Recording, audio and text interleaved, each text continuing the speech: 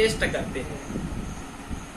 तो प्रेगा न्यूज क्या बताती है, कलर चेंजेज हो जाती है, शायद लाल कलर आ जाती है, तो कहना चाहिए वह फीमेल क्या है, उसमें 2 लाइन या लाल कलर ऐसे कुछ है, तो फीमेल क्या है, प्रेग्नेंट है।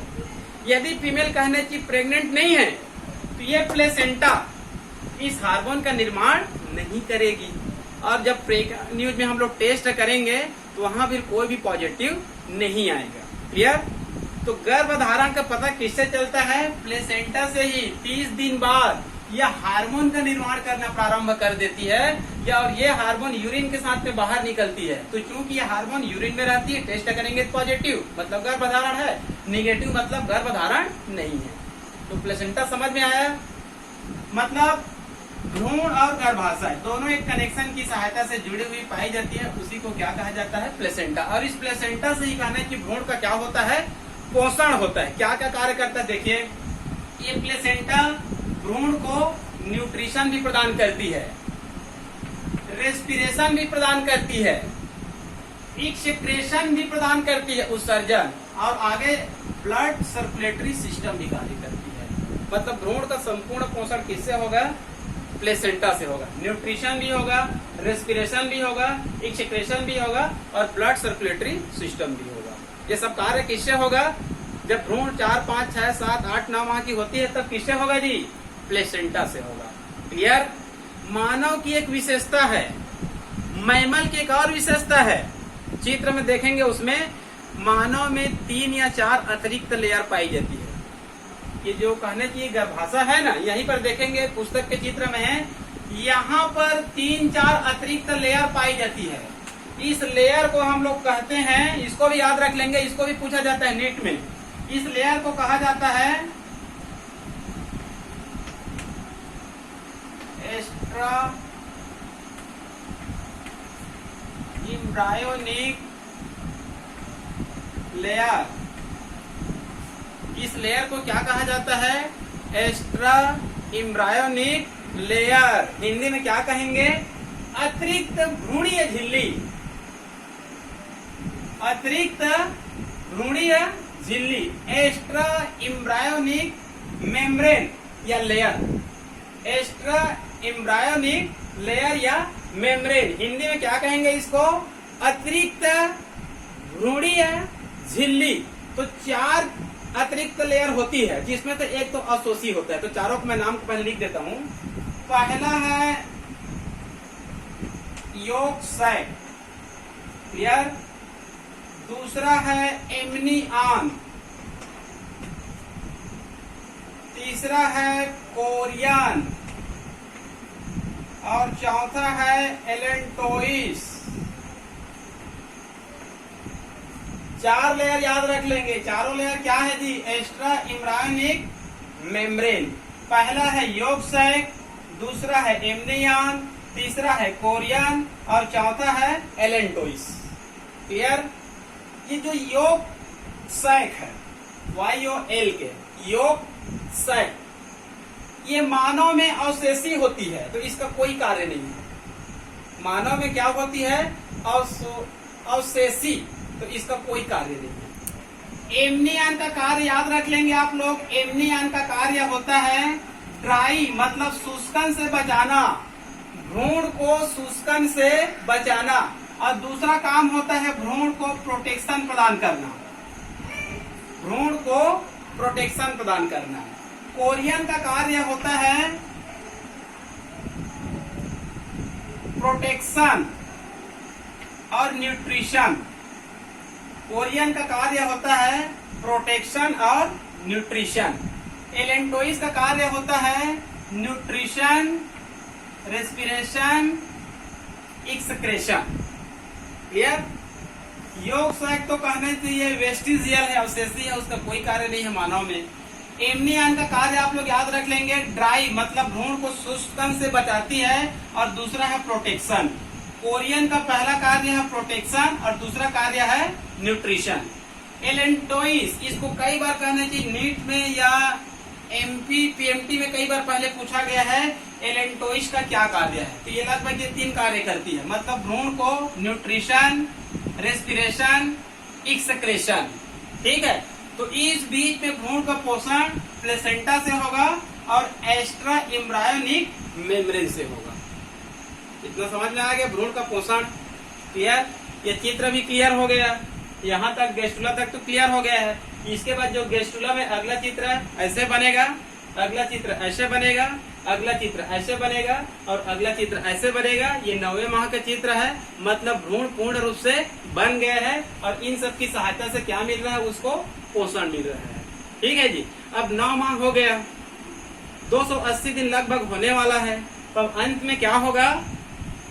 प्रसव, चाइल्ड बर्थ, डिलीवरी।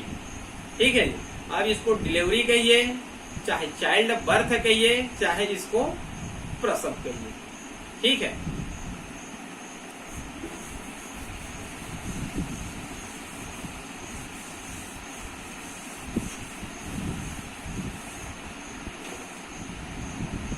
अब लास्ट बचा है डिलीवरी।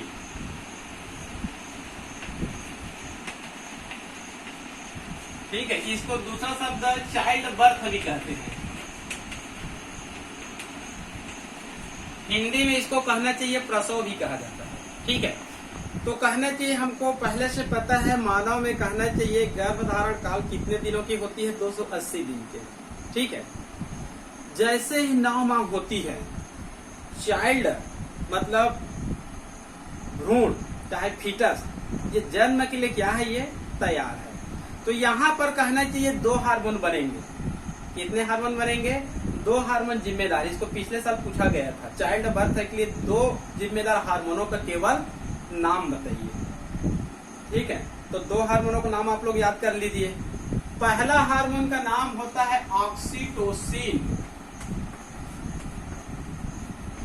पहला हार्मोन का नाम क्या होता है? ऑक्सीटोसिन। और दूसरा हार्मोन का नाम क्या होता है? रिलैक्सिन। ठीक है जी। प्रसव संबंधित 2 हार्मोन कौन कौन से हैं? एक है ऑक्सीटोसिन और एक क्या है? रिलैक्सिन। क्लियर? तो ऑक्सीटोसिन हार्मोन क्या कार्य करती है? ऑक्सीटोसिन हार्मोन का सेक्रेशन कहाँ से होती है, पहले उसको जानिए। ऑक्सीटोसिन हार्मोन का निर्माण पिट्यूटरी ग्लैंड से होता है। पिट्यूटरी ग्लैंड से यहाँ पर होता है, मास्टर ग्लैंड से। पिट्यूटरी ग्लैंड के पश्च भाग से 2 हार्मोन बनती है। एक होता है वेसोप्रेसिन, जो किडनी में वाटर एब्जॉर्ब करता है, और दूसरा कहना चाहिए होता है ऑक्सीटोसिन। ऑक्सीटोसिन का नाम आप लोग सुने होंगे। ठीक है, ऑक्सीटोसिन के बारे में क्या सुने हैं आप लोग? इसका सेक्रेशन कहाँ से होता है?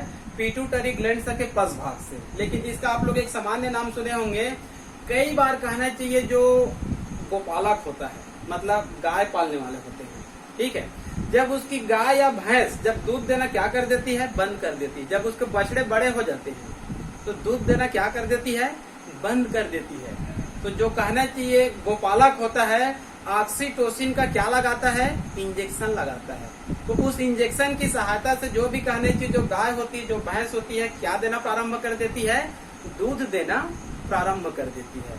तो इस क्रिया से दूध का उत्पादन तो होती है, लेकिन कहना चाहिए जो कैटल होती है, मवेशी होती है, उनकी लाइफ क्या हो जाती है? कम हो जाती है। 15 साल के जगह में वो 10 साल में क्या हो जाते हैं? डेथ हो जाते हैं। दूसरा आप लोग ऑक्सीटोसिन का एक और कार्य सुने होंगे, इसको कहते चाहिए, एक बार केबीसी में भी पूछा गया था, इनमें से किस हार्मोन को लव हार्मोन कहा जाता है? इनमें से किस हार्मोन को लव हार्मोन कहा जाता है? तो उत्तर में क्या है? ऑक्सीटोसिन हार्मोन को ही क्या कहा जाता है?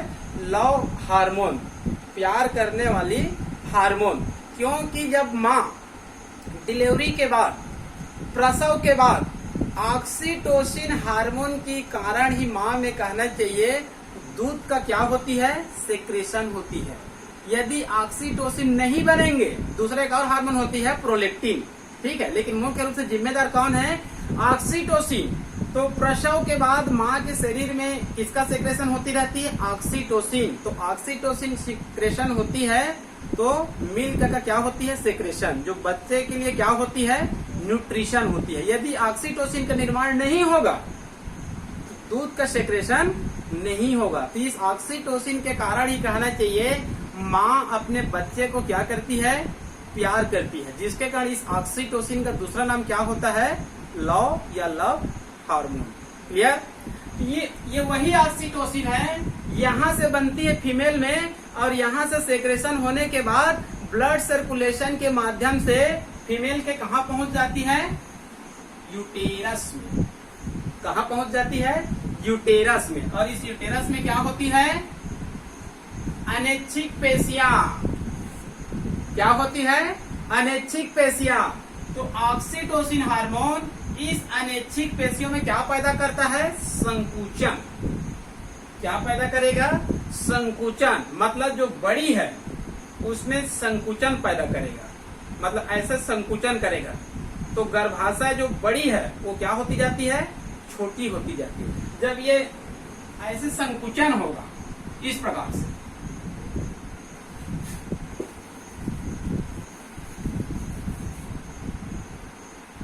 ये तो गर्भाशय है, ठीक है, और ये सर्विक्स है, और एक क्या है, ये वेजाइना है, ठीक है जी। ये है वेजाइना और ये है सर्विक्स, ठीक है।